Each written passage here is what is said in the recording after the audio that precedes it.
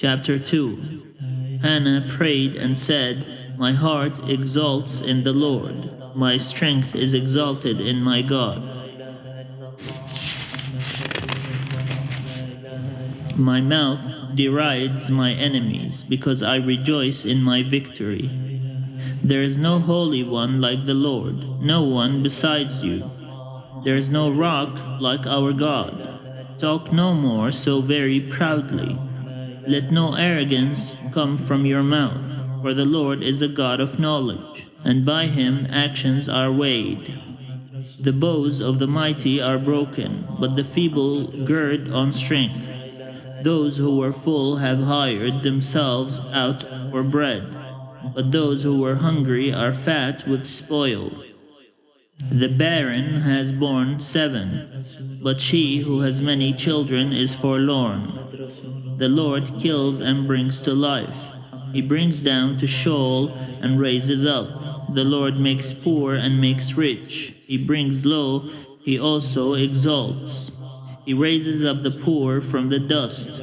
He lifts the needy from the ash heap, to make them sit with princes and inherit a seat of honor. For the pillars of the earth are the Lord's, and on them he has set the world. He will guard the feet of his faithful ones, but the wicked shall be cut off in darkness. For not by might does one prevail. The Lord, his adversaries shall be shattered. The Most High will thunder in heaven. The Lord will judge the ends of the earth. He will give strength to his king and exalt the power of his anointed. Then Elkanah went home to Ramah, while the boy remained to minister to the Lord in the presence of the priest Eli. Now the sons of Eli were scoundrels. They had no regard for the Lord, or for the duties of the priests to the people. When anyone offered sacrifice, the priest's servants would come, while the meat was boiling with a 3-pronged fork in his hand, and he would thrust it into the pan, or kettle, or cauldron, or pot. All that the fork brought up, the priest would take for himself. This is what they did at Shiloh to all the Israelites who came there. Moreover, before the fat was burned, the priest's servants would come and say to the one who was sacrificing, "Give meat for the priest to roast, for he will not accept boiled meat from you, but only raw." And if the man said to him, "Let them burn the fat first, and then take whatever you wish," he would say, "No, you must give it now. If not, I will take it by force." Thus the sin of the young men was very great in the sight of the Lord, for they treated the offerings of the Lord with contempt. Samuel was ministering before the Lord, a boy wearing a linen ephod. His mother used to make for him a little robe and take it to him each year, when she went up with her husband to offer the yearly sacrifice. Then Eli would bless Elkanah and his wife, and say, "May the Lord repay you with children by this woman for the gift that she made to the Lord." And then they would return to their home.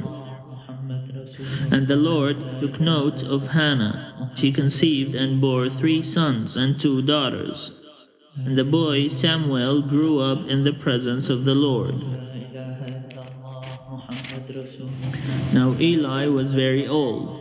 He heard all that his sons were doing to all Israel, and how they lay with the women who served at the entrance to the tent of meeting.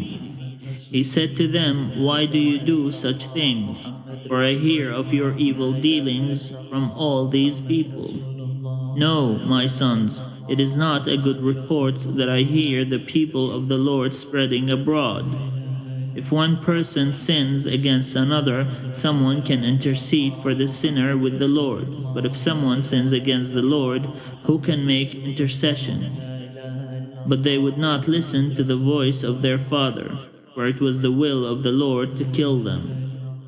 Now the boy Samuel continued to grow both in stature and in favor with the Lord and with the people.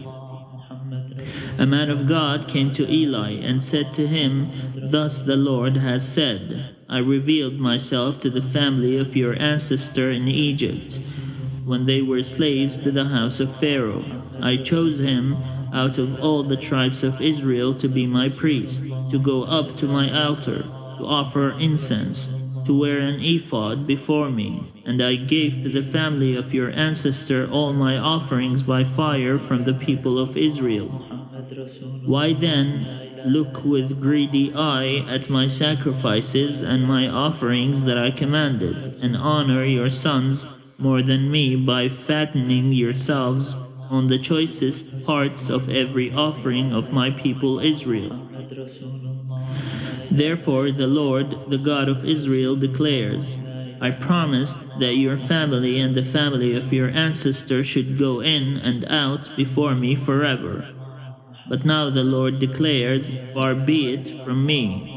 For those who honor me I will honor, and those who despise me shall be treated with contempt.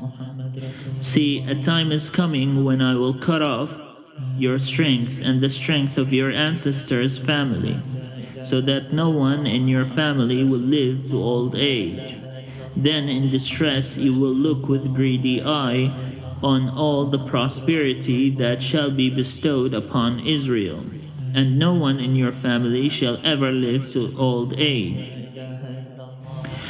The only one of you whom I shall not cut off from my altar shall be spared to weep out his eyes and grieve his heart. All the members of your household shall die by the sword. The fate of your two sons, Hophni and Phinehas, shall be the sign to you. Both of them shall die on the same day. I will raise up for myself a faithful priest who shall do according to what is in my heart and in my mind. I will build him a sure house, and he shall go in and out before my anointed one forever. Everyone who is left in your family shall come to implore him for a piece of silver or a loaf of bread, and shall say, Please put me in one of the priest's places, that I may eat a morsel of bread.